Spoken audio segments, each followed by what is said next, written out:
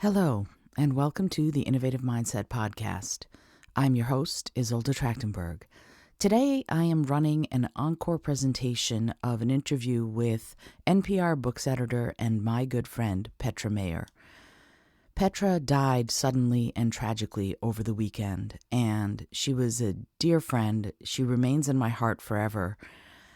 And when we talked about creativity and writing and books and her perspective on where we are in the publishing industry, she said prescient things because she's just that good.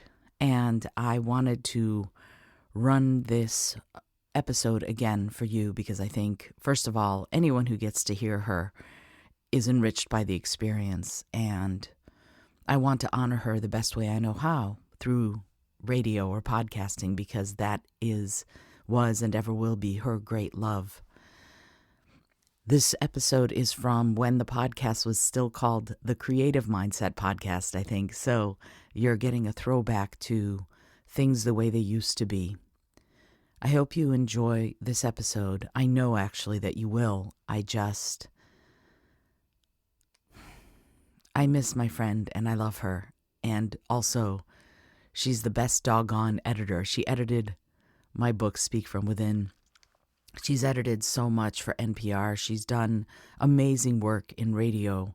And I know her family, her friends, her colleagues, and all her many fans will miss her forever. It's a two-part thing. There has to be more representation in the upper echelons of publishing, and there has to be more acknowledgement that if you are going to tell stories that are outside of your cultural experience, you need to do it well. Hello, and welcome to the Creative Mindset Podcast. I'm your host, Isolde Trachtenberg. In the show, my guests and I explore how we can use creativity to do our best work and live our best lives. I talk with authors, musicians, actors, scientists, and others who are all pushing the envelope to live fully, creatively, and authentically. Listen in to get the scoop on how you can do it too. Hello, and welcome to the Creative Mindset Podcast. My name is Isolde Trachtenberg, and I am super happy that you're here. I am also incredibly happy with today's guest. I'm so glad that she was willing and able to come onto the show. First of all, Petra Mayer is an editor and resident nerd at NPR Books, focusing on fiction and particularly genre fiction. And I'm really excited to talk to her about what genre fiction actually means. Listen to this. She brings to the job passion, speed reading skills, which is true. I have seen her finish a 600-page book in like a minute, and a truly impressive collection of Doctor Who doodads. You can also hear her on the air and on the occasional episode of Pop Culture Happy Hour. Additionally, Petra has been a dear friend of mine for many years, so I'm so super excited that we get to have this chat. Petra, welcome to the show. Hi, I'm so happy to be here. I will endeavor to live up to that wonderful introduction. Oh, come on. You're fabulous. And I can say that, being your friend for many years, I can totally say that. So let's talk a little bit about all of the stuff that you've done. You spent time working in Europe for, was it Radio Free Europe? Is that what Yes, I'm it remembering? was. Yes. What was that like? That was truly weird. So I ended up at Radio Free Europe. I had been in the public radio system. Do you want I can give you the whole long story. Oh, I would love the whole long story. The juicier, the better. No, how juicy it is. I started working at NPR as an intern in 1994. It was my college job. I was an engineering services intern, and that meant that my job was basically servicing reel-to-reel tape machines, which tells you how old I am. So I decided that I had to learn enough right quick so that I could come back on the news side of things, because to be honest, I failed the test to be a broadcast recording technician. So I went to graduate school and I hated it with a fiery passion and I was miserable. And luckily I was at an internship fair and Radio Free Europe was there. And I was like, you know what? I am burned the hell out. They're going to pay me to live in Prague. Hell yeah. I don't care what I'm doing. So I moved to Prague 20 years ago, good Lord. And I Radio Free Europe at that point was a little bit adrift because it was 1999. And, at that point, we kind of all thought, oh, the Cold War is over, the wall has fallen, it's all democracy and capitalism from here on out. Whether or not you think that's good, it was what the sort of zeitgeist at the time was. So Radio Free Europe had been formed in the 50s to sort of spread the gospel of American culture and soft power behind the Iron Curtain. And at that point, they kind of didn't know what to do with themselves because the Iron Curtain, as we knew it, no longer really existed. So my job was kind of unformed, and I ended up being what they called an audio editor, which was, you know, it was kind of my job to because a lot of what they put on the air was just written copy that people read, and so it was my job to work audio clips into it however I could. And on the side of that, my job also was I was an audio archivist, because they had this giant room in their Prague headquarters that was just full. It had maybe a 20-foot ceiling, and it was just full all the way up, an entire wall of crumbling reel-to-reel tapes. And part of my job was to take those tapes down, put them on an old machine, try not to let them crumble all over me, and try to figure out what the hell was on them, Wow. which was a variety of really random stuff. There were like Politburo meetings from Romania and the finals of the 1959 International Talking Bird Competition and early electronic music and pirate broadcasts from the Hungarian uprising of '56, which made me cry when I listened to them. So yeah, it was, and also like we'd get bomb threats occasionally, and when the bomb threats happened, we would all just screw off and hang around in Letna Park with beer. So it was, it was an interesting job. Wow. That's wow. That just you just talked about reams of culture and history from over the last like 60, 70 years, all in that one little room. That sounds incredible. Yeah, and there were rumors about stuff that was in there that I never found. Like supposedly there were like Beatles performance, like recordings of Beatles performances and Miles Davis and all kinds of stuff, but I never found anything more than Morris dancing. There was a Oh, lot of Morris dancing. I don't know what's up with that. Morris dancing is cool. Hey. So then after that, you ended up coming back to the DC area, and then what happened? Did you go straight back to NPR, or did you do something else in between? No, I went straight back to NPR. I left Radio Free Europe after 2 years because, oh, hang on one second. Godfrey, going, So me, Godfrey that's is Petra's cat. my, yeah, I Oh don't my care. goodness. Yeah, So, he was trying to tear up a craft project and he didn't like being interrupted. oh, I understand. Cats get very busy about that sort of thing. Anyways, so I had been in Prague for 2 years, which is sort of classically the point at which you either go native or come home. And I, well, not to point fingers, but they made my job permanent and then gave it to a dude who was a friend of my boss and expected me to train him. So I was like, nope, and I came home. I think that's valid. And Absolutely. I sort of pestered my way into a 2-week temp gig at NPR. I can't remember where I was. I think it was weekend edition Saturday. Um, and that just sort of spun out into an ever expanding string of temp gigs. And after about 2 years, I landed at a permanent job at Weekend All Things Considered, as a sort of junior production assistant. And I was there for about 10 years and eventually sort of worked my way into being the books editor, because we had a host for several years who was a really avid reader, and he was a fast reader and he could do a couple of book interviews a week. That's the thing about NPR, by the way, like our hosts actually read the books, which is why, like, if your publicist can't get an interview on NPR, it's because your book is probably too long or too complicated, because we do read the whole thing in order to ask smart questions, and that is a real deciding factor in whether your book gets on the air. Wow, I didn't realize that that was part of the sort of the criteria about whether or not you could. Because for me personally, the things that you do are, well, they're fascinating, but books isn't the only thing. So now that you are a books editor, it sounds to me like you're also still, because you were on air on Weekend All Things Considered sometimes, and you're also on air sometimes now. Is that the case? Like what do you do? What are your responsibilities as an NPR books I editor? kind Because of it hate it when people ask me that. I kind of hate it when people ask me that because it's so hard to explain. I mean, technically, my title is editor 3 on the arts desk at NPR, but you can also call me an editor at NPR Books. I'm also a reporter sometimes. So basically, the arts desk at NPR is pretty small, and we all have to perform a lot of functions. So I am the core of my job is that I edit book reviews, specifically fiction, for npr.org/books, which is the NPR Books homepage. And then I'm also a general purpose arts desk editor. I edit radio pieces. Hang on one second. Godfrey! This isn't an interview with Petra Mayer. This is an interview with Petra Mayer and Godfrey Mayer. I think that's the... Yeah.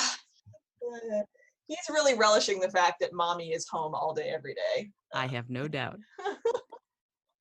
It's also getting close to dinner time, so they're going to be extra pestery. Anyway, so where was it? Right. So my primary job is editing fiction reviews for npr.org/books.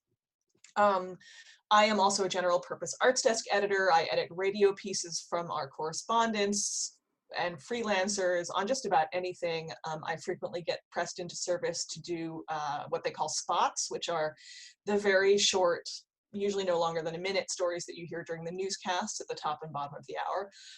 I also am a reporter on my own. I do a lot of book stories. I interview authors.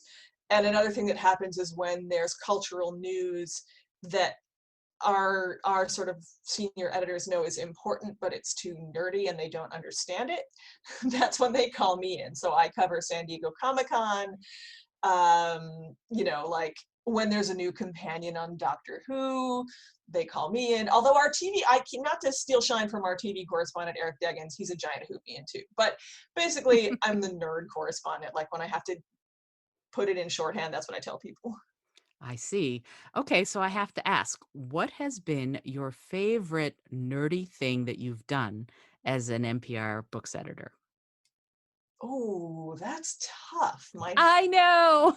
Nerdy thing. Yeah. I know it's a tough question because I'm sure there's an embarrassment of riches when it comes to nerdy things you've gotten to do. But can you think of something that's been just well, wow? my favorite nerdy thing, it isn't really, I mean, my favorite, it's sort of nerdy. It's not like, sci-fi fantasy nerdy, but my favorite nerdy thing that I've gotten to do recently is that the guy who takes care of the ravens at the Tower of London, he's called the Raven Master. He put out a memoir last year or the year before, I can't remember. And I was in London on vacation, and I arranged to interview him. And so he let me into the Tower of London at 7 a.m. before all of the tourists were there. And I got to follow him around while he fed the ravens and he talked to them, and I could hang out with the ravens and I learned all their names and their habits. And it was really, really cool. That sounds amazing. So I'm a history nerd, so technically that's nerdy, right? Yep, of course it is. No, absolutely. And also super cool. I mean, nerds are cool. So there you go. So, Thanks. so how much of what you do ends up being on the radio versus how much of it is on the website? Like how do those duties split when you're working? Oh, it's almost, it's maybe 80% on the website. Although when I'm on the radio too, I also will build out a web component, because that's the thing about the arts desk is that we were one of the first desks at NPR to be really hybrid digital radio. Like many legacy media organizations, NPR's digital operations were initially very walled off from the radio operations, and now they're, making a real effort to integrate it. So I always try to report my stories for both digital and radio. But I would say 80% of the time I'm doing online only stuff. I also, by the way, I forgot to mention this, recently have been appointed the editor of our new video gaming column. So I'm coordinating a lot of online and on-air video games coverage too. Oh, wow. And especially right now with a lot of people spending a lot of time playing. Oh my God, the amount of Animal Crossing coverage we've done. I should probably turn in my nerd card because I have never played Animal Crossing, but maybe someday. I still hold hope. So it's fine. You don't have to play. No, I don't have to play Animal Crossing to be a nerd. I'm a full-fledged nerd in other ways.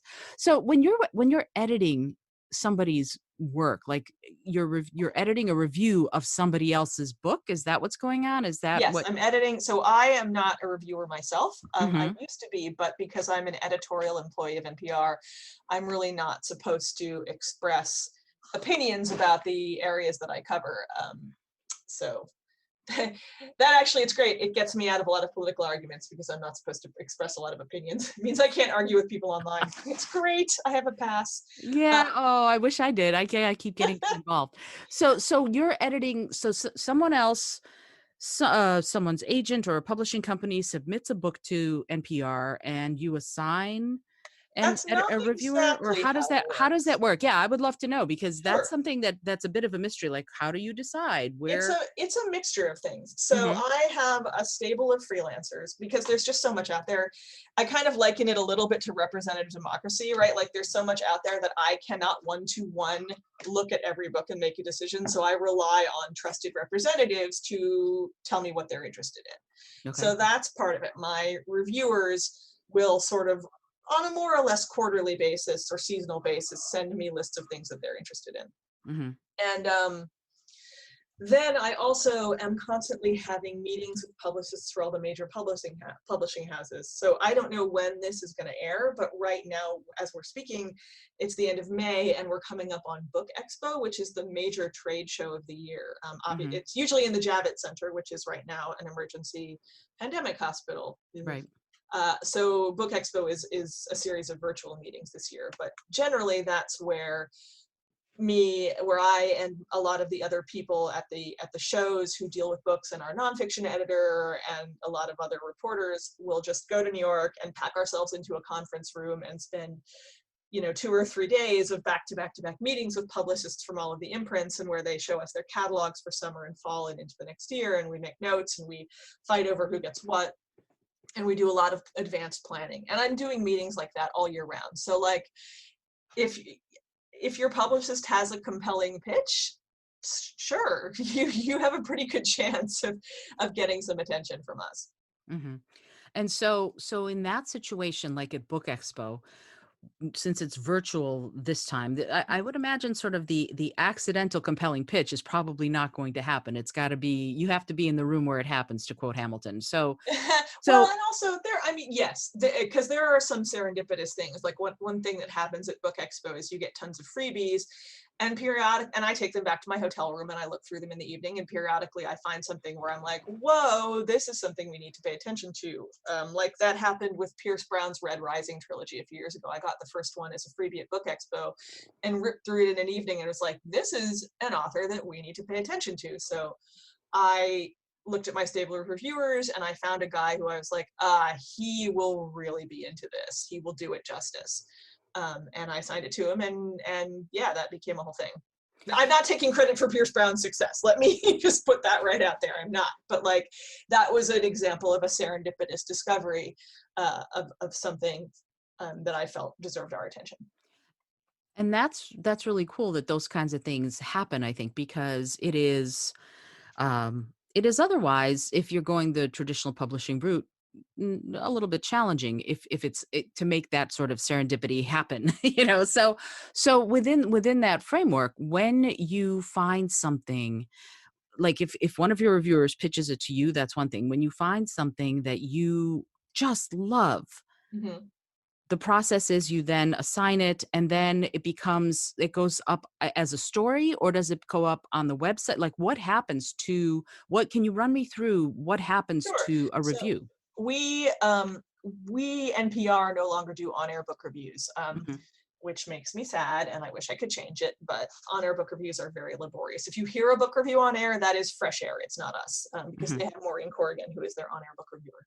Um, so what happens is, like, once I have decided that we are going to review a book, either because it was pitched to me or I discovered it serendipitously or one of my reviewers pitched it to me, um, then I look at my stable of reviewers and I think about who is best suited to this book, like who has the background or the taste or, or the style that would do it justice. And I ask the reviewer, hey, are you interested in this? Sometimes they say no, Mhm. but hopefully they say yes. And then I have a standard deadline, which is 2 weeks before publication. So although nobody ever sticks to that. um, and also, so I have a couple of criteria. Like I have a deadline. I personally prefer a very conversational style. I want readers to feel like they know my reviewers and they want to know what a particular person has to say about the book. Like I want them to be appointment reading, like, oh my God, the sequel to Harrow the Ninth is coming out, or this, sorry, excuse me, scratch that because I said the wrong thing. Oh my God, the sequel to Gideon the Ninth is coming out. I wonder what Jason Sheehan has to say about that because he was so crazy about the first book. Like that's what I want people to think about. So I try very carefully to match books with not who I think will give it a positive review, but who I think is best positioned to review it. Because we do negative reviews. Like that's a thing, especially if, well, particularly if they can be constructive. Like we don't do hatchet jobs, but if we can give constructive criticism, we do. Anyhow, so I'm getting off track. Not at all. Once I assign the review, more or less to deadline, the reviewer will turn in the copy and I will edit it. And hopefully if they're, everything I want them to be, I won't have to do much editing. I mean, I have to deal with so much volume that I've kind of developed a stable of people that I don't have to edit very much because they're so good to begin with. That's the secret to my job. And so I take that copy and I'm also, I forgot to say this, on top of my other duties, I'm just a web production grunt. So I take a lot of the interviews that you hear on the shows and I turn them into web pages. And so once the reviewer has filed the copy and I've edited it and I've fact checked it, I've made sure that they haven't, spelled a character name wrong or gotten a plot point wrong, checked their quotes. Then I dump it into our CMS and I create like what we call the book edition page, which has all of our e-commerce information and an image of the book cover. I pull quotes. I include relevant links to like interviews or other work by the same author, other reviews by the same critic. And then I do a final pass on it and that goes to our copy edit desk and then it goes up on the website. Oh, is that all? Wow. Okay. Yeah. It's funny because, as the person who's interviewing you for the podcast, I'm like, whoa, but as your friend, I'm double whoaing. That's quite a lot. So when you do that, it goes up on the website, all of that stuff happens. Mm-hmm. And it's all, you are just the fiction side, right? There is an NPR editor for books on the nonfiction side, There is correct? an NPR editor for books. Oh, and I also forgot. I keep forgetting. There are little bits of my job that I forget because there's so many of them. I also run our social media feed. So if you follow NPR Books on Twitter or Facebook or Tumblr, that's me. We don't have an Instagram because I'm old and I can't deal with Instagram. So also what I'm responsible for is every day I look at the NPR Books page and I schedule social media posts to promote all of the stuff. Is this also a good time to talk about our seasonal projects, or are you going to ask me about that later? Oh, I'm absolutely going to ask you about okay, them. That's coming up. Okay. Yeah, and in fact, it was the next question. I was going to talk to you about. I know that every year for a few years now, you've been doing something called the Summer Concierge Series, and That's actually the summer reader poll. The concierge is in the winter. oh, see, there you go. I have my facts wrong. So, talk about both of them if you would. The reader poll, what it is and what it means, and also the concierge series. That'd be great if you could Sure, talk a yeah. little bit about Actually, what those are.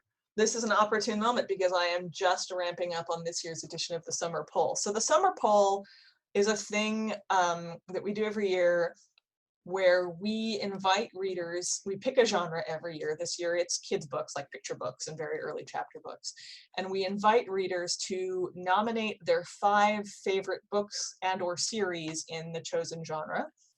And then I take those thousands and we use a forum on our website that dumps everything into a Google Doc, and sort of there's no set period that the voting is open. The voting is open until I go, oh my God, there's 5,000 votes. I can't handle any more of this. And I close the poll.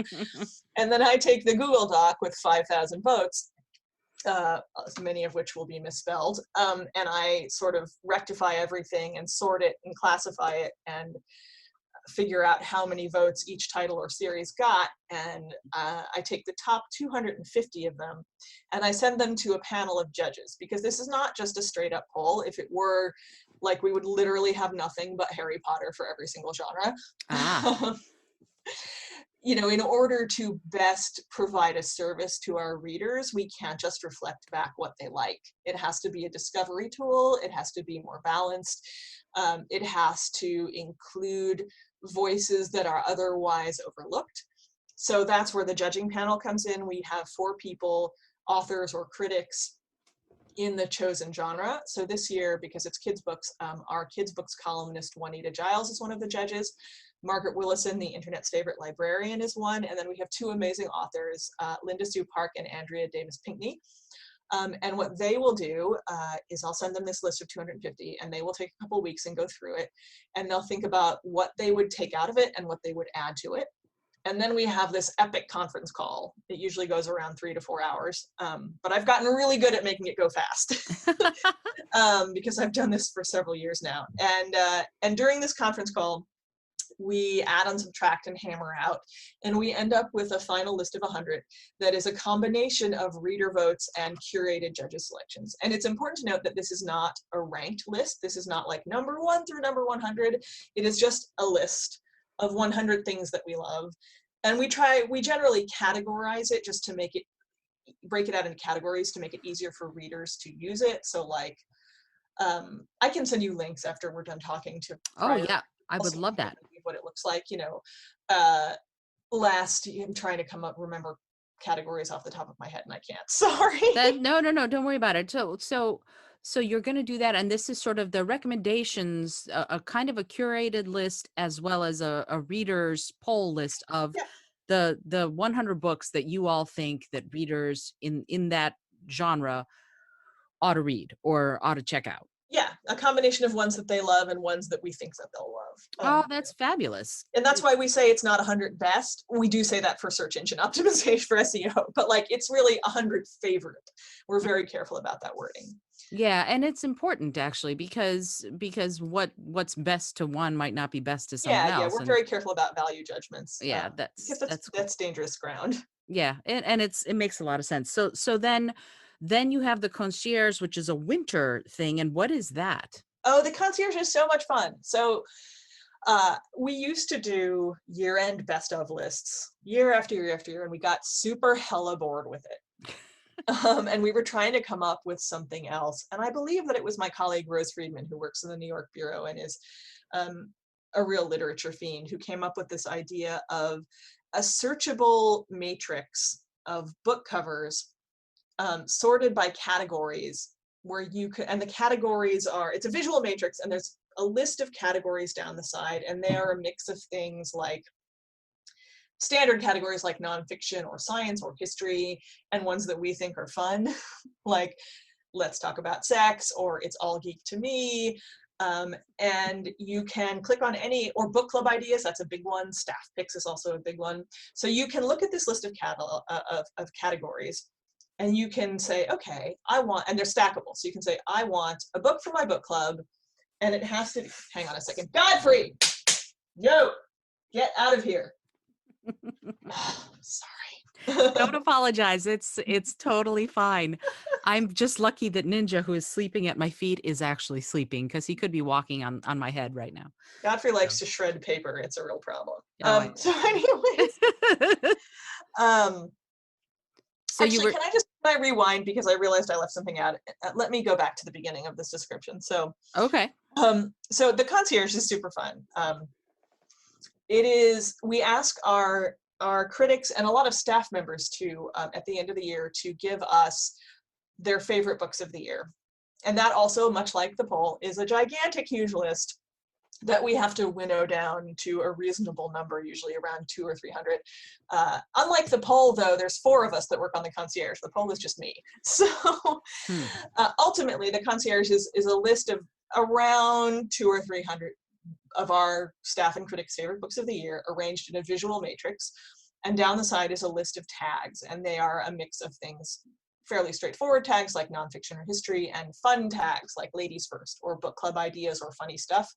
And the tags are stackable. So you can click on them and you can say, I want a book for my book club, and I want it to be reasonably short so that it's easy to read, and I want it to center women, and I want it to be funny. So you would click on book club ideas, ladies first, rather short and funny stuff, and the concierge will return all the books in its list that meet those criteria. And when you mouse over them, you will see a blurb from one of our critics, and if you click through, you'll see the blurb, and you'll see e-commerce information, you'll see links to our coverage, to station coverage, and you'll see links to whatever library in your area has it. So it's a really useful tool, and it's super fun to play with. Wow, that's excellent. We're going to need to put a link to that in the show notes from this last year. That's incredible. And Yeah, and so, actually this last year, we finally put up the mega concierge, because it's been running for 7 years now, and we keep saying every year we're going to link all of them up into one gigantic concierge. And ah, our brilliant programmers finally rewrote the whole back end of it, so this year we could link them all up together. So the most recent one is the mega concierge edition that goes all the way back to 2013.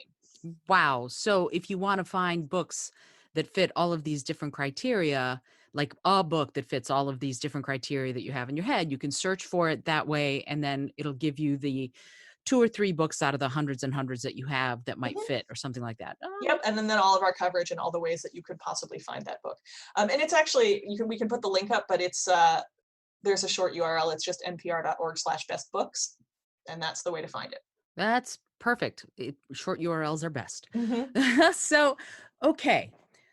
So now I have a little bit of an inkling about what it is that you do, which is a lot. And you are the genre fiction editor. And I would love to know from you, what is genre fiction as opposed to fiction? How do you define them and what are they? That is a question that has prompted many an argument. And I think the best definition that I have come up with is that genre fiction is a marketing distinction. It tells you where in the bookstore you're going to find the book you're looking for. Um, because there, especially in the past few years, there's been so much bleed over between what we would think of as literary fiction and what we would think of as genre fiction, meaning sci-fi, fantasy, romance, mystery, thriller, basically what I would think of as all the fun stuff. um, the stuff that has historically been stigmatized as trashy or lowbrow. Those stigmas have begun to fade recently, which is just wonderful. And there's been a lot of blurring of the lines. But so, yeah, I mean, most people, if you ask them, will tell you genre fiction is a marketing distinction, not much more than that. And yet those categories, science fiction, fantasy, urban fantasy, all of that, those are ones that I'll see if I go into a bookstore. They're there. You'll see like fiction, but then it'll say science fiction and fantasy, and this is all of the books that are currently on sale at the bookstore for science fiction and fantasy or romance or whatever. Those are all considered genre fiction because they aren't literary fiction. Is that how that works? Is that the distinction? Kind of, yeah. Oh, that's very interesting. I Okay. mean, my own personal and somewhat snotty take on it, as someone who doesn't really read a lot of literary fiction, and this is just me, I don't Mhm. think that this is a given, that this is an accepted definition in the industry, is that genre fiction is more external. It tells you a story about things that are happening outside your head. And literary fiction is more internal. It tells you a story about what's happening inside your head. Fascinating. And I personally want to be told a story, so I'm genre fiction all the way. Ah, okay. I got it. I got it. So something like Eat, Pray, Love by Gilbert, what would that be for you? Is that Well, liter is that fiction? I thought that was a well, memoir. you know what? It's funny because some aspects of it are fictionalized, and that's I believe. So that's but something, let's say it was fiction. What would that be, more literary fiction to you, or would that be genre fiction? Oh, huh. That's an interesting question. I mean, and it's one that's hard to answer without seeming dismissive, because that sits right on the border of lit fic and what we would consider women's fiction, Mhm. which is its own genre. And I tend to think of it as romance without the sex. That's things like Ellen Hildebrand, or oh God, what's her name? Oh, my brain's gone blank. The one who wrote Her Sister's Keeper, Jodi Picoult. Um, I was literally Folks, about to if say you read those Jodi books at Picoult and Jennifer all, Weiner. Uh-huh. yeah, I love Jennifer Weiner. My God. Yes, she's so great. that is a genre that often gets looked down on. I think it even gets looked down on by romance fans who tend to think of it, like I said, as romance without the sex. Um, so yeah, that's a Eat, Pray, Love is an interesting thing because it's a little bit of a hybrid. It is very internal. It's about one woman's. It's about a little bit about human nature and this one woman's journey from one state of being to another, which I would classify as the provenance of literary fiction. Hmm. But it is also specifically by, about, and more or less for a female audience. So that puts it kind of on the border of women's fiction. Interesting. Interesting. It's always fascinating to me when books sort of uh, can span genre. You know, that they can be one and part of one and then also part of another and still speak to different audiences. I think that sometimes authors get pigeonholed into one or the other, and Yeah, then for when they, sure. when they do something that's outside of that, it becomes challenging as far as marketing and all of that.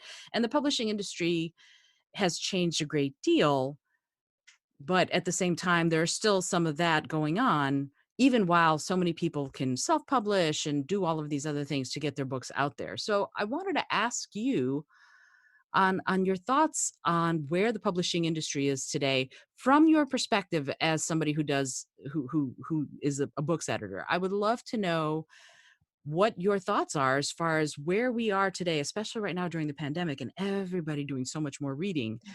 Where are we? What's Yeah. going on right now? What, because I'm furiously writing 2 books right now just because I have a little bit more time to do it. And I'm sure there are lots of authors right now that are doing the same thing, and there are lots of people reading voraciously. So from your perspective, where are we as far as publishing right now?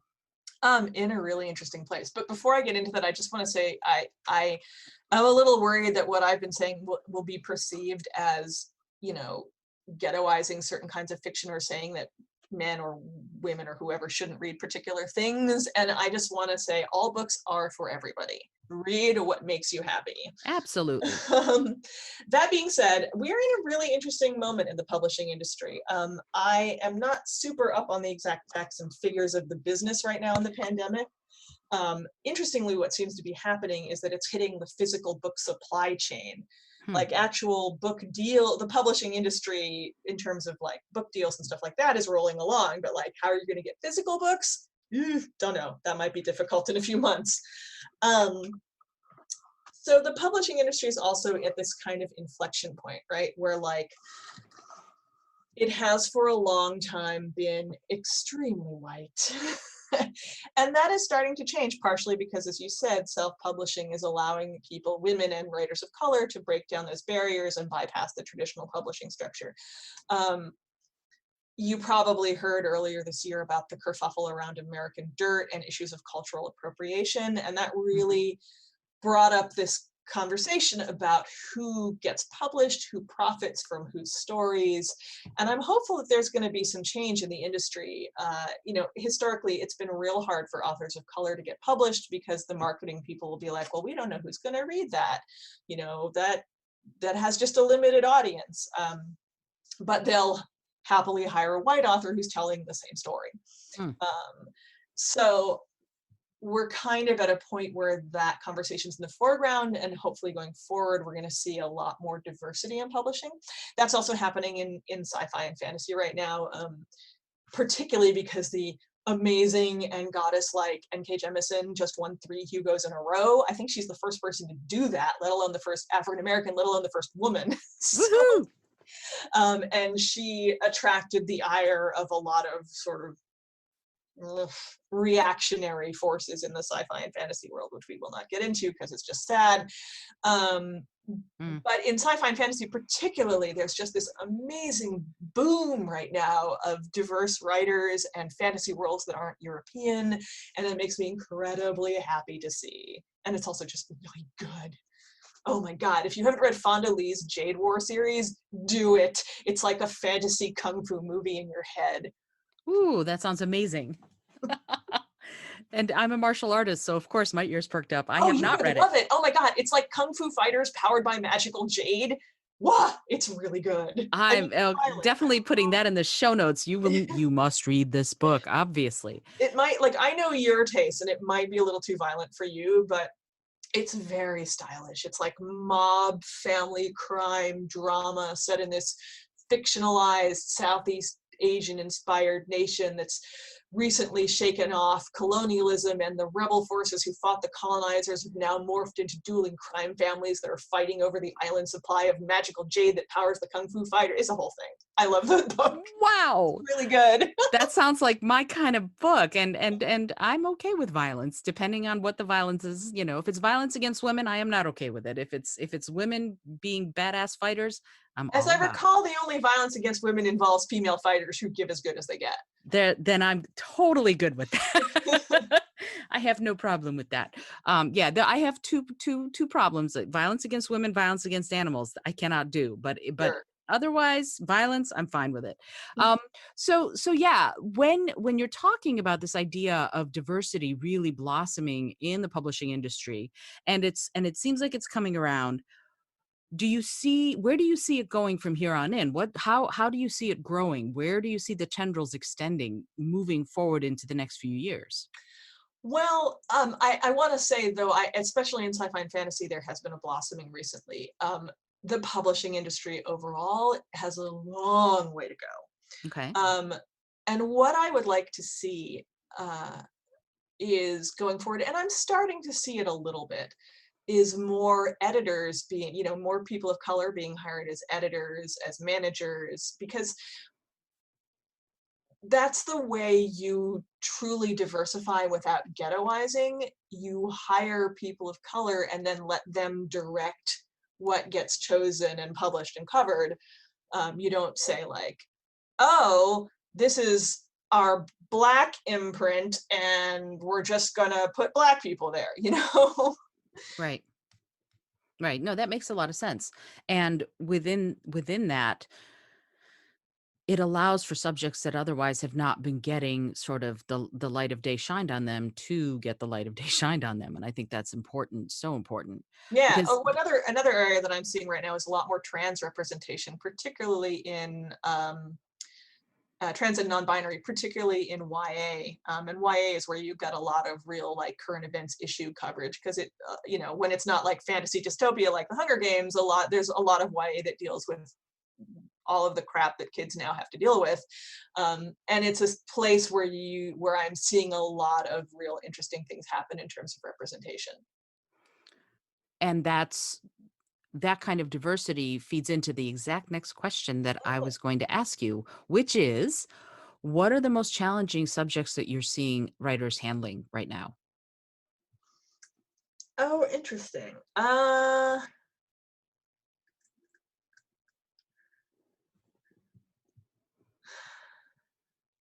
mean, we cover my YA reviewers tend to stick to fantasy, so Mhm. um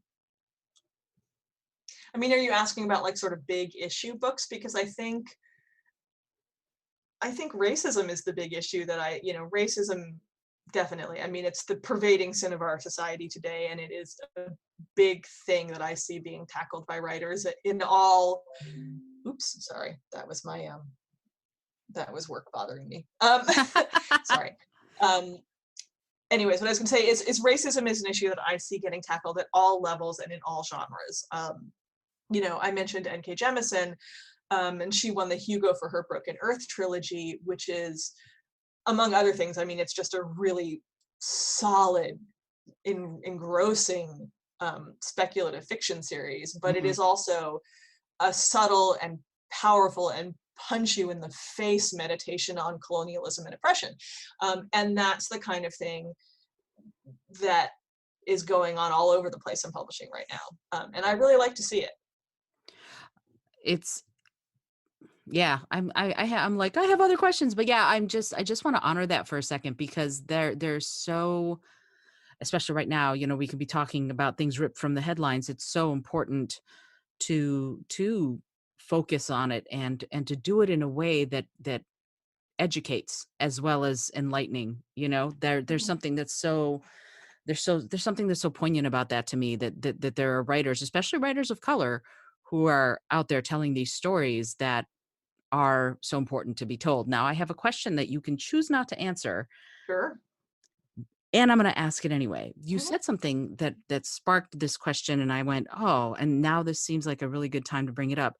You said that there are publishers who will hire a white writer to tell a story that they would not have hired a writer of color to tell at times. That has happened.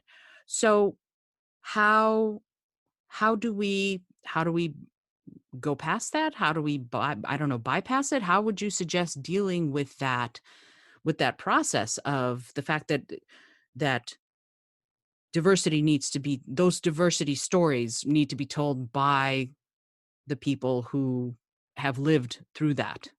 Well, there's two halves to that question, which I am perfectly happy to answer. One is what I already said, which is that part of what will help that is getting more people of color into higher positions at publishers, Mhm. because that's how you get more attention on diverse writer, more representation in what gets published, is you have more representation in who's choosing the books to get published. The other thing I want to say is, because I was thinking about the whole kerfuffle over American Dirt, and one of the things that came out of that was white writers sort of being all huffy and saying, well, I can't write about that, I haven't lived it, I can only write about what I know because I'm white, boo-hoo.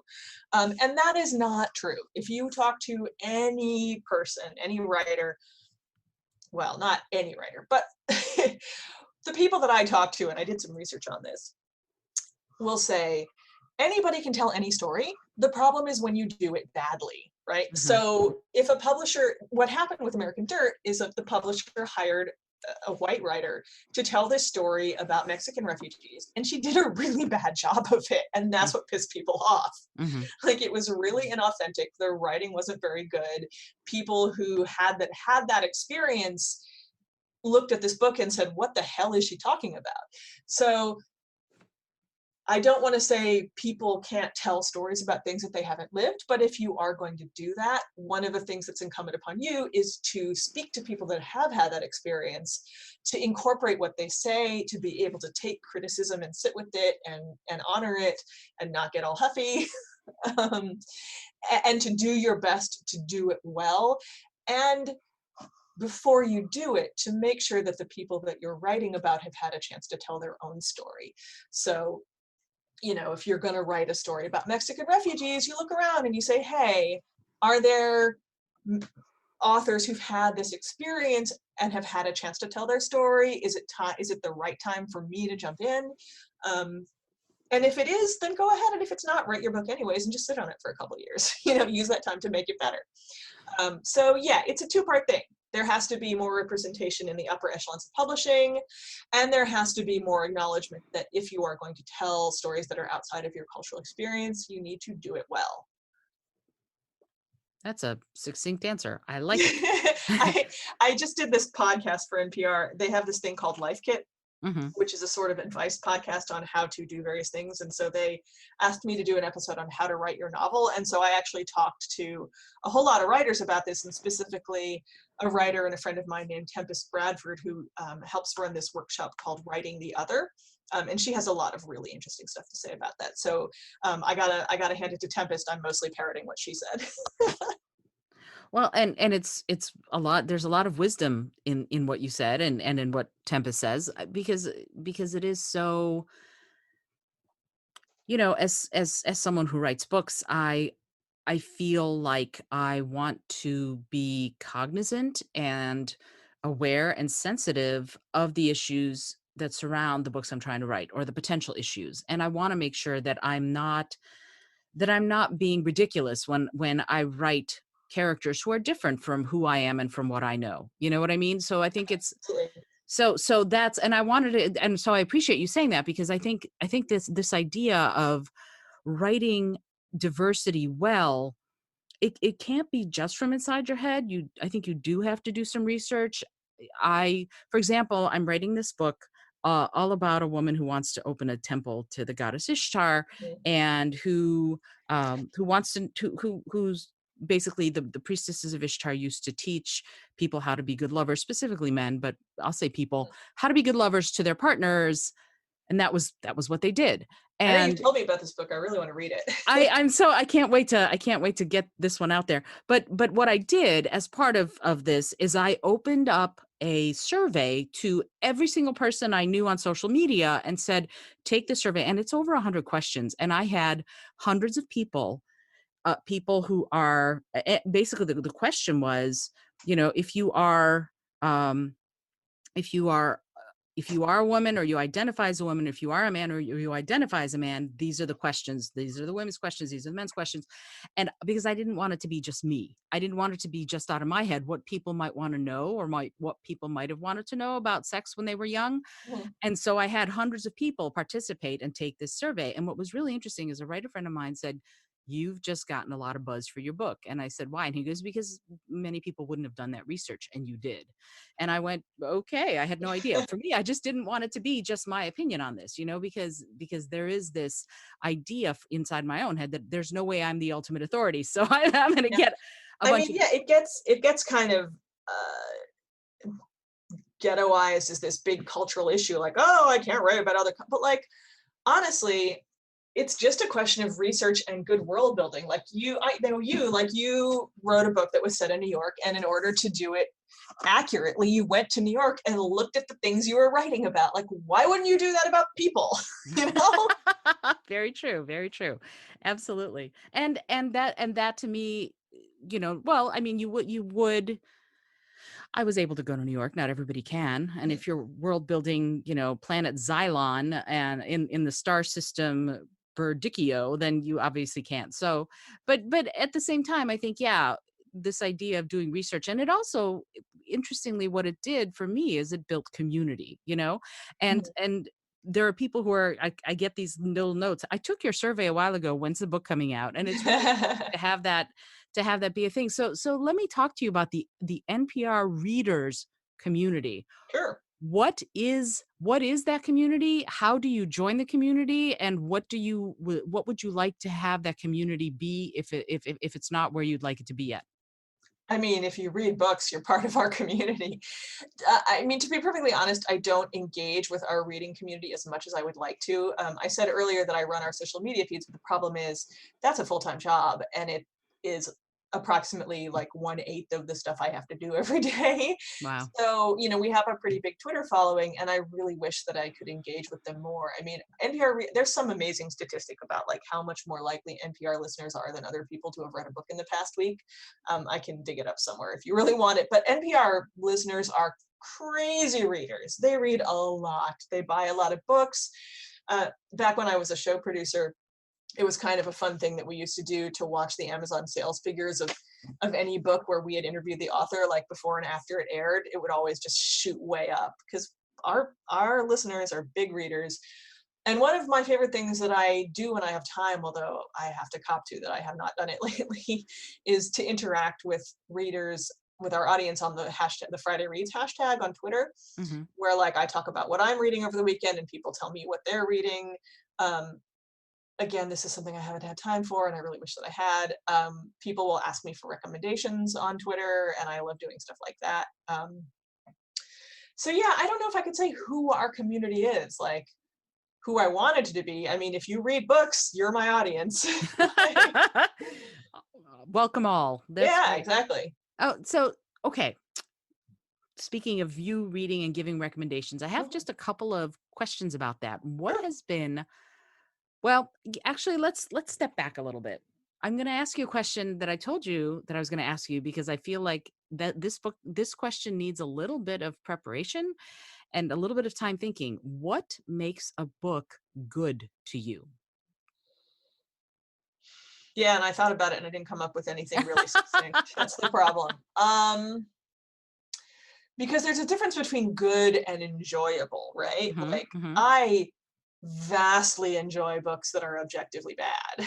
You could say objectively bad. Like I vastly enjoy books that I think are badly written. I'll Hmm. put it that way.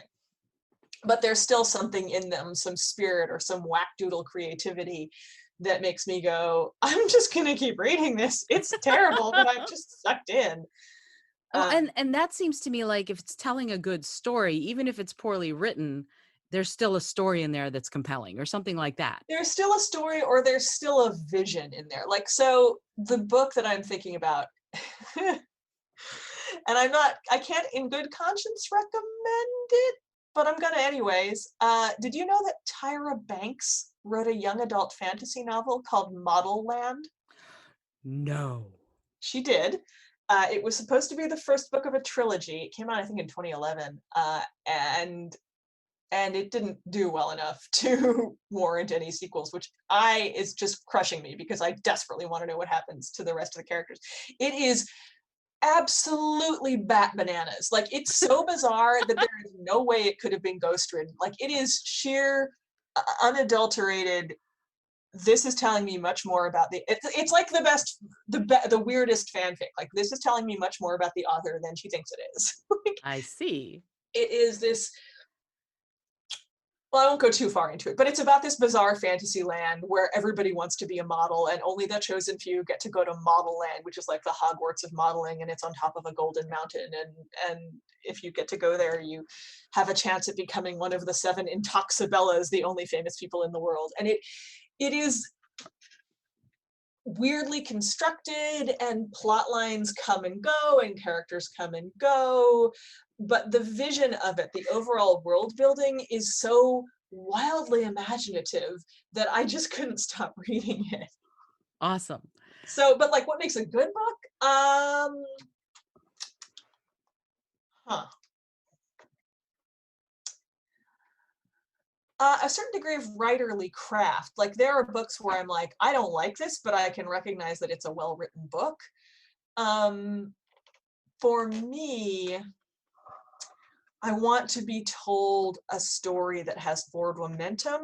I want the writing to be fluid. I want the characters to be three-dimensional and interesting.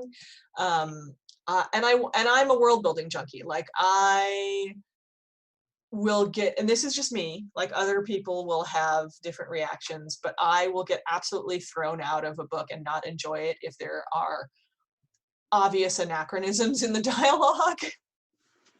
I read a fantasy novel that was supposed to be set in the 20s where the characters were talking about, oh, let's go grab a drink. And I was like, nobody said that in 1923. So, okay. So yeah, So, I wish I had a succinct answer for you, but I think it's mastery of craft. okay. Yeah, mastery of craft. Okay.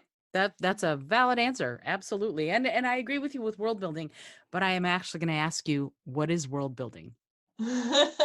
Well, the aforementioned great and glorious N.K. Jemisin actually has a whole workshop on this, and I think she has her slides up online. I can probably try to find a link to that for you. Oh, But that would world be building phenomenal. is it's the art of creating a believable world for your characters to inhabit. And it primarily comes into play with sci-fi and fantasy because you are, if you're writing something that's set in the world that we all live in, there are going to be certain signifiers that everybody takes for granted, right? But if you are setting your story on what did you say? Planet Zebraxia or whatever it is, like, Planet then you have to Xylon. Planet Xylon.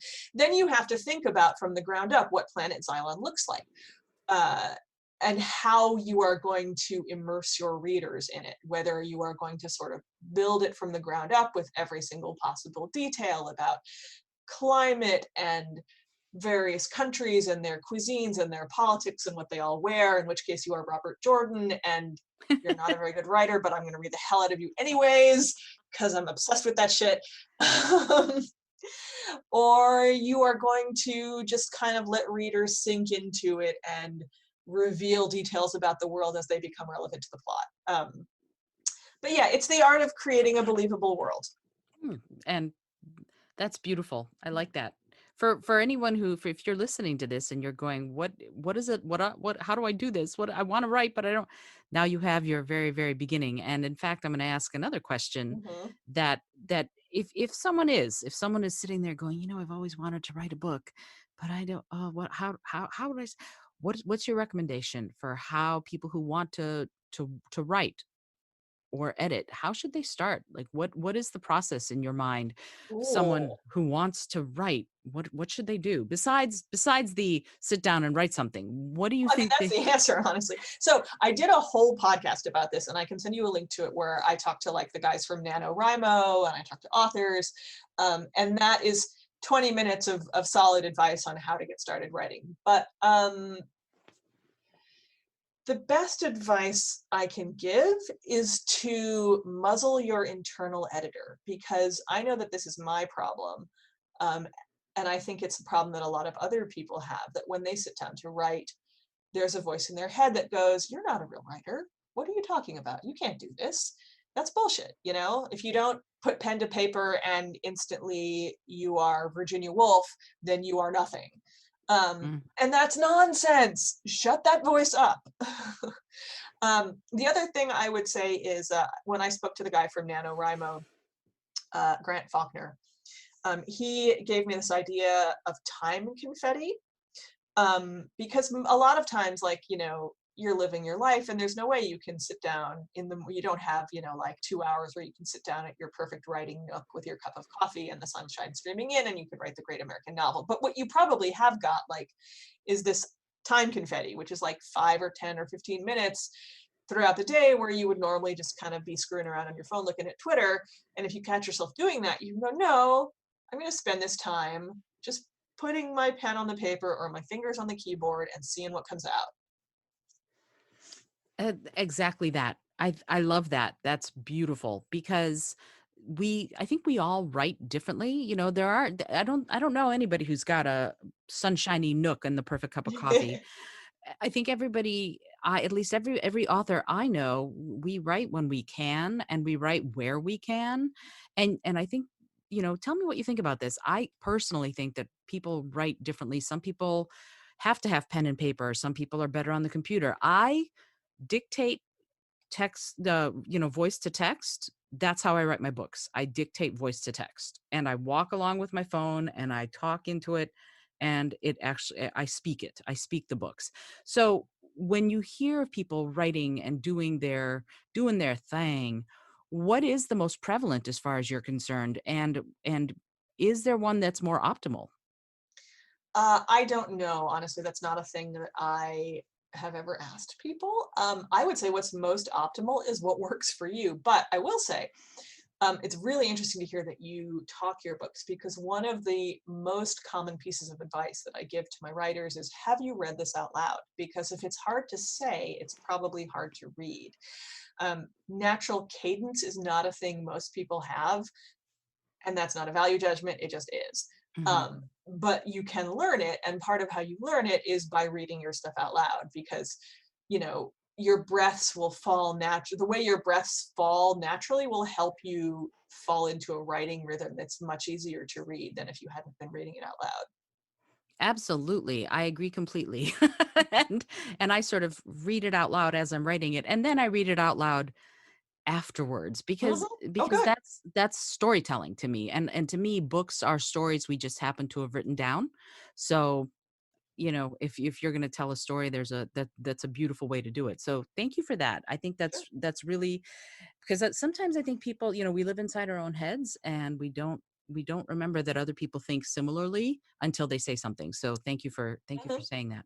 Uh coming I do want to, I want to touch on the video games thing that you said. I had no Yeah, sure. idea. But before we do that, I want to Mhm. ask you, um what about your favorite books? Like, what was your favorite book as a child? What's your favorite book as an adult? And with the Friday readers thing that you mentioned, what are you reading right now? If you could give those three, I would love to hear it. Oh God, it's so hard for me to quantify a favorite book. I mean, because I have read so, I mean, this is going to sound awfully egotistical, but I've read so many books. It's like picking a favorite color. Like, you can't, like, I have favorite books for moods, for, you know, like, if I want comfort, I read this. If I, you know, So, favorite okay, books. you I will did. tell you, Uh-huh. actually, when I have to answer this question with one book particularly, I will almost always say it's 1984 by George Orwell. Because and you have heard this story yourself, Isolde, but I'm sure your listeners have not because they don't know me. Uh, that is the book that I always say made me a nerd, because my dad, who you know, is a very intellectual dude, Yes, he is. and a professor at times of political philosophy, although now he's a writing coach, handed me that book in the year 1984 when I was 9 years old and said, "Here, I think you're ready to read this." Wow. What made him think that, I don't know. But so I read it, and obviously I didn't understand the core of it. Like Right. I would reread it every year, and I don't think the Goldstein's book section clicked for me until I was in my teens. But Mhm. it was my first encounter with dystopia, and I'm almost certain it was my first encounter with world building, with speculative fiction, because I was probably reading Anne McCaffrey's Pern books at around the same time, but I don't think at that age I had really read any sci-fi or fantasy yet. No, I Mhm. think I read the Pern books later. That was 7th grade. So I think it was probably the first sci-fi or sci-fi adjacent book that I had ever read. Mm. And it was my first experience of a world that seemed completely alien. Because if you read that book, the first sentence is, "It was a bright, cold day in April and the clocks were striking 13." And 9-year-old me went, "What? April's not cold and clocks don't strike 13. What is this?" Right. I was like transfixed. And it was from there, it was all downhill from there. And a lifelong love affair began. Yeah, pretty much. Yeah. So sorry, I got distracted. What were you wanted my favorite book as a child? And your favorite book as an adult, if you have one. And Probably 1984 covers both of those, okay. honestly, because I read it when I was 9. And what are you reading right now? Oh, right now. So this is a thing that I actually want to talk about because I've had to do an awful lot of quarantine reading stories, and I want to just let people know that if your brain is so messed up by the pandemic that you can't read, that's okay too, because that happened to me. For 2 months, I could not read. All I did was Wow. knit and play Animal Crossing and watch Food Network. My brain was busted. And finally, about a week and a half ago, I picked up a book that I had to flip through for work, and I got sucked in and I started reading, and I was like, "Oh God." And it was like just cool rain falling in my head. Suddenly I could Ah. read again. So what I have done with that is I have ripped through Martha Wells' Murderbot Diaries, which are just so fun. These are a series of sci-fi novellas, although the first full-length book just came out, I think, this month, maybe. And they are about a security robot that has hacked its own governing module and become independent. It's an AI, right? It has independent thought. Uh, and it and all it really wants is for humans to leave it alone so that it can watch TV. Whereas it like downloads media. Like it has a soap opera that it loves called Rise and Fall of Sanctuary Moon, and it just wants humans to leave it alone so it can watch. But it keeps getting pulled into these scrapes with various crews of humans that it has been contracted to. And over the course of the 4 novellas, Murderbot, as it calls itself, even though it does not like humans and does not want to be human and wants humans to leave it the hell alone, is gradually becoming more human and forming bonds with humans and with other AIs and beginning to experience emotions which horrify it, because all it wants to do is be left alone to watch TV, but now it's having emotions. And it's wonderful. I love it. It's one of my favorite sci-fi books of the past decade or so was Anne Leckie's Ancillary Justice, which was similarly about an AI that had previously been the consciousness of a giant starship learning to exist as a human. So if you liked that, Murderbot is like that, but way more cranky and with a much worse attitude. Ooh, sounds a little like Red Dwarf for some reason. Um, Kinda, yeah. yeah, It's like just Ancillary Justice crossed with Red Dwarf. That's a I good love way of it. putting it. That's great. Oh, that's fabulous. Okay. I say this to everybody I interview. I just have a few more questions if that's Sure. okay. So, is there a taboo subject? Is there a subject people ought not to be writing about? And if so, what is it? Huh. Um, That's an interesting question, because it goes back to what I was talking about before. There's really nothing that's off limits as long as you do it well and thoughtfully and are prepared for people to be mad at you about it. So But have I'm a thick serious skin. about doing it well and thoughtfully, and that Okay. is a way harder job than most people think it is. Um, I mean, I don't want somebody writing the next Turner Diaries. Like, that's off limits. Hmm. But unless you're just, unless you're spewing vile hatred, no, there should be no limits. Just make sure that it is the right time for you to tell the story, that you are the person to tell the story, and that you're doing it well. That's fair. And doing it well there's so much that goes into that, really studying the craft and really practicing. Mm-hmm. They say somewhere, I've read somewhere, that you write 3 books before really you ought to consider publishing one. Don't try to publish the first one you There is write. a thing I've encountered that I think of as first novel syndrome. Yes. Yeah. And it's funny, I go back, I've been doing this thing where I have been getting on Facebook Live and reading my books. And just because, right? Just Mhm. because I wanted to read them. And I read book 1 of my series and went, "Hmm, okay, I'm a different writer now." And it's nice to know that I didn't hate the book. I know a lot of writers hate their first book. I didn't hate it. I liked it fine. But I'm a very different writer today than I was back in 2011. So it's good to know that hopefully, we grow as we write more, we develop our own voice. And that's another question I wanted to ask you, Absolutely. actually, is what is your voice? What is a writer's voice? That is an interesting question. Can I actually, before I answer that, just go back to the previous question, because I thought of one more thing Sure, of course. about things that are taboo. I What I had said was nothing is taboo as long as you're not spewing vile hatred, and you do it well. It is the right time for you to tell the story. You research it. You are prepared to take criticism. And the other thing is, if you take your story to a member of the group that you're writing about and they say no, you put it down. You are ready to give it up if you find out that you are on the wrong track. So that's an important thing. Anyways, That makes, it makes a lot of sense, for sure. For sure. um, so voice. Okay, so Voice. voice is really interesting. And I find that it is something that's hard to teach. I almost said it can't be taught, but I think probably it can be if people learn and grow as writers. It's hard though. And I don't think there's a way to quantify it. I can tell you how I try to draw it out of people, Hmm. because it's a thing I work on a lot with my reviewers. The primary thing I tell them is don't act like you're on NPR. Because that happens sometimes with people that are new to working for me. They will send me a piece and it will be full of $50 vocab words and contorted sentences and I'll be like, no, that you're writing for what you think NPR is. You are not writing in your own voice. Talk to me about this book as if you are my smart friend who is very excited about this book and we are having a cup of coffee and you are telling it to me.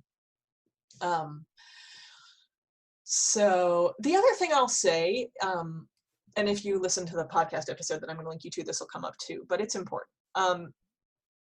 Voice is far more linked to what you read than you think it is. Like a lot of people, that's my other piece of advice that I tell people, like read, read, read. And they'll say, oh no, but I don't want to be influenced. And the answer to that is everybody's influenced, man. Shakespeare was writing fanfic, okay? So if you are writing it in your own precious personal voice, it is your voice. But you will never figure out what you like and don't like in writing unless you read a lot. So yeah, like it's interesting. Voice is this thing that you can only kind of triangulate around. Like it's a mixture of your own conversational style and what you do and don't like. And when you have it, it comes through on the page, and I can tell who's writing by looking at the sentences.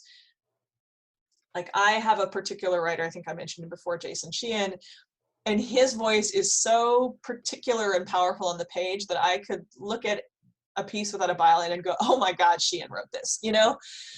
And that's really what I love in writers. Like I want that voice to just pop off the page so that I feel like I know you.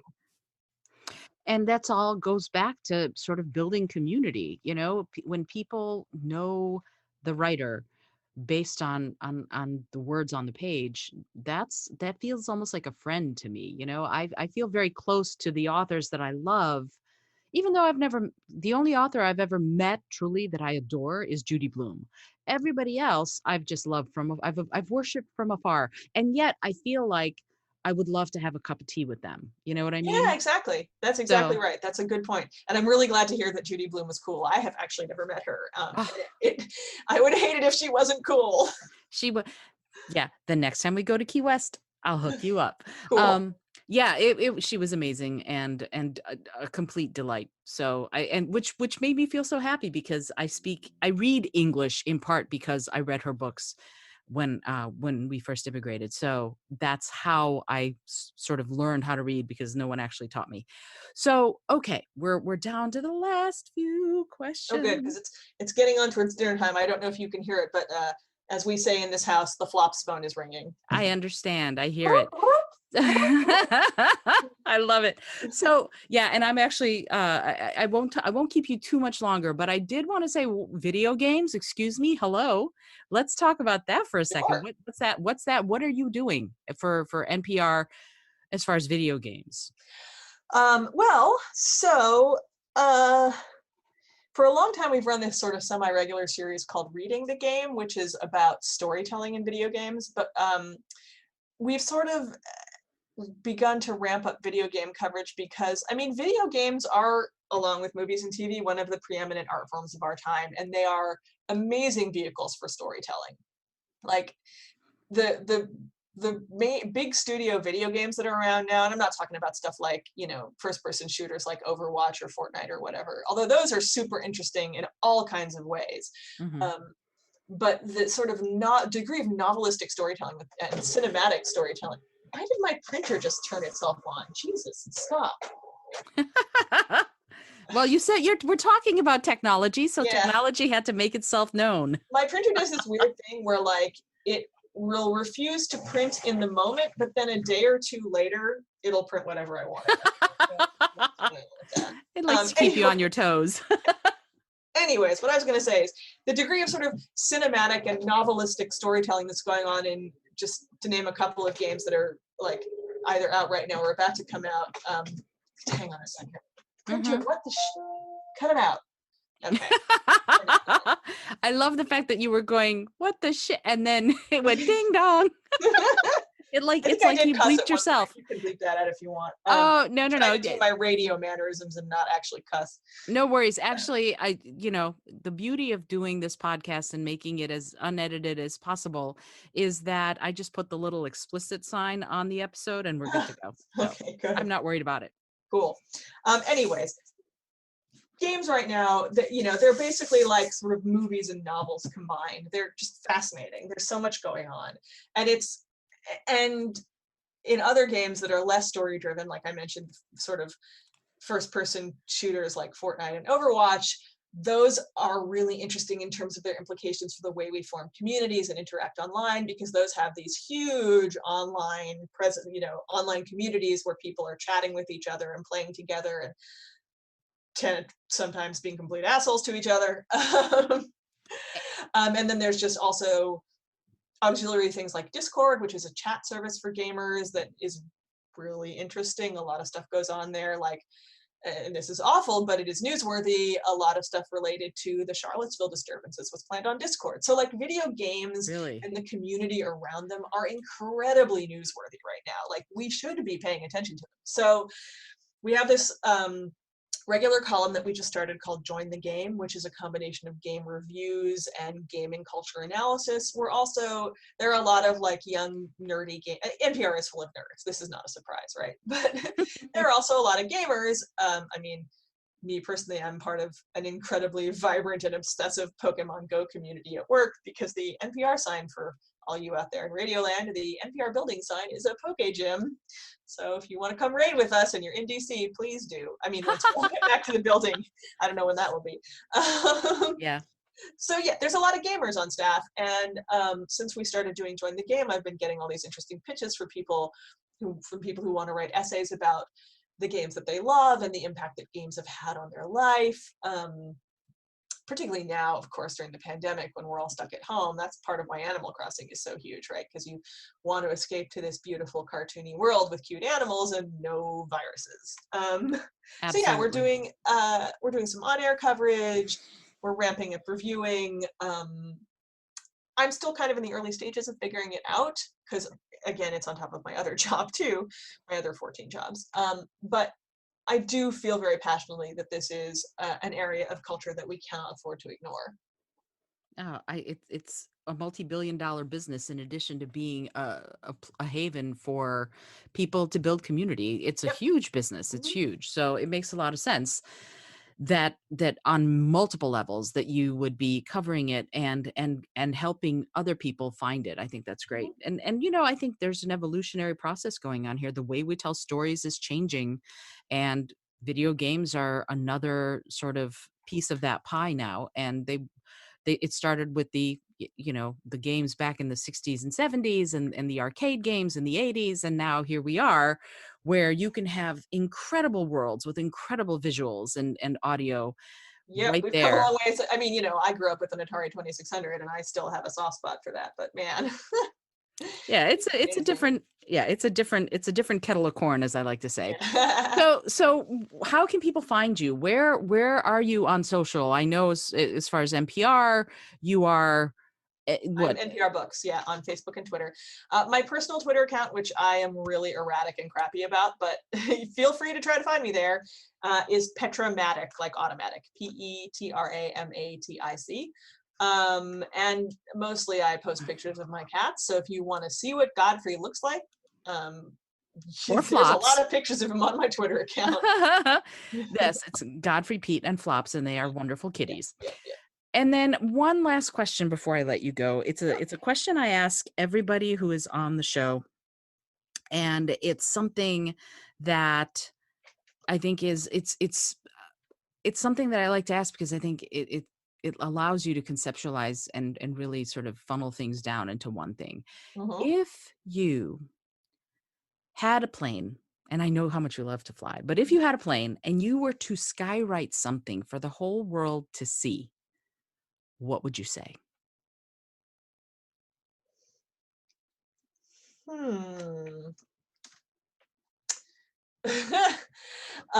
Luckily, there's a phrase that captures both my passion for reading and my love of RuPaul's Drag Race, and that is reading is what? Fundamental. Fabulous. Fabulous. I thought you were going to say what people say about me behind my back ain't none of my business. That's what because that's another RuPaulism. It's true. So yeah. Yeah, this has been so wonderful. I am so grateful to you for taking the time, and I know you have cats to feed, but Oh, really it's thank so you. much fun. The cats can suck it. They can wait. Yeah, I know you wait on them hand and foot, so I understand. Godfrey is like right here on my desk lying on the mouse. I love it. I Hi. love it. Yeah. So yeah, Petra, really, I'm so grateful that you took the time and to basically drop this much wisdom about so many subjects. And I really encourage all of you who are listening, find Petra and follow her. She is the queen of reading as far as I'm concerned. And if she recommends a book, I've never had her recommend a book to me that I did not love. So find her, follow her, and you will not be sorry. In fact, I'll get all sorts of tweets coming at me going, "Thank you for the recommendation. This is awesome." So thank you again, Petra. This is Isolde Trachtenberg for the Creative Mindset Podcast. I hope that you've enjoyed today's show. If you are liking what you're hearing, rate and review the podcast wherever you listen, whether it's on Apple, Google, Spotify, or wherever you happen to tune in. And also comment and let me know. I'd love to hear from you about what you think about the guests that I'm having, because you know that the podcast has shifted gears a little bit. Now it's really pretty much an interview show where I'm talking to creative peak performers who are sharing their wisdom and expertise to help the next generation of creative peak performers. So if you're here and you're listening, please let me know what you're thinking. Until next time, this is Isolde Trachtenberg, and I send you all of my love.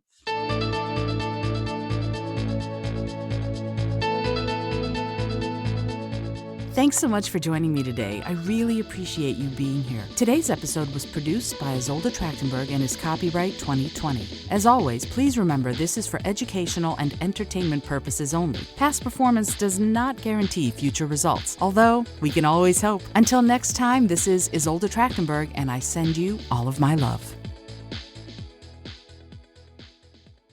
I hope you've enjoyed that conversation with the phenomenal Petra Mayer. I wanted to run it because I wanted to honor her, as I said earlier, in the best way I knew how, which is on the airwaves. Petra grew up loving radio, working in radio, from being a DJ at her college radio stations, to her work at Radio Free Europe, to her work at NPR, to her work in the Philosopher's Tones as a singer in the group that I lead and manage. She is, was, and ever will be incredible, a phenomenal friend and artist, and I will miss her dreadfully. If you want to support NPR, please go to npr.org and donate. That is Petra's passion, radio. And also, she loved cats. So if you want to support your local cat shelter in any way as a remembrance to her, I'm sure that would be amazing too. Until next time, this is Isolde Trachtenberg reminding you to be bold, be creative, and be kind.